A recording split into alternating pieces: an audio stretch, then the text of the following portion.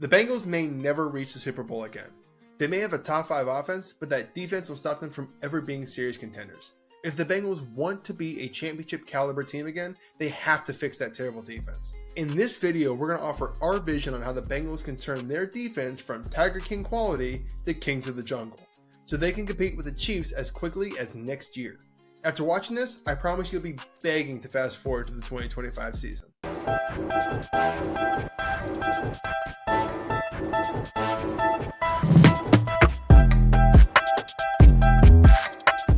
First off, Emmett, it's always a safe bet to bolster a premium spotlight defensive end.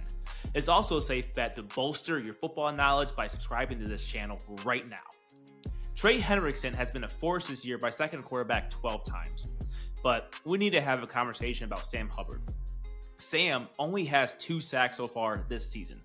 Now, Hubbard isn't expected to become a free agent until 2026, but it's time to pair Hendrickson with another high-motor pass rusher. Therefore, Emmett, the Bengals should draft Nick Scorton from Texas A&M in the first round.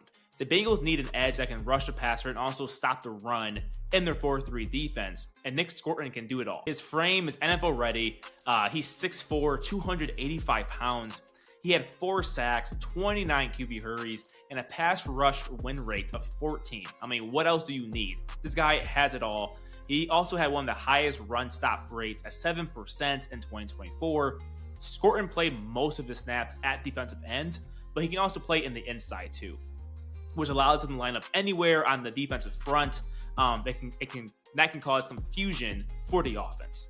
Now, Nick Scorton is a guy who can make a day 1 impact for that Bengals defense. So this year, guys, the Bengals are giving up the 6th most passing yards per game. And yes, the pass rush has been lackluster outside of Trey Hendrickson. But the secondary, I feel like, is also to blame here. Geno Stone has yet to live up to the expectations that were set for him when they signed him, and time is really running out for him to prove himself.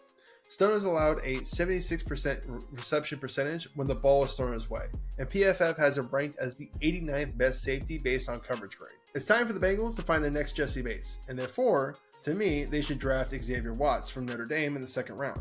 Watts plays with a high motor and lives every down like it's his last. He has 5 interceptions on the year and has allowed a low passer rating of 30.4 when targeted. He has one of the highest coverage grades from PFF, and he can line up everywhere in the secondary.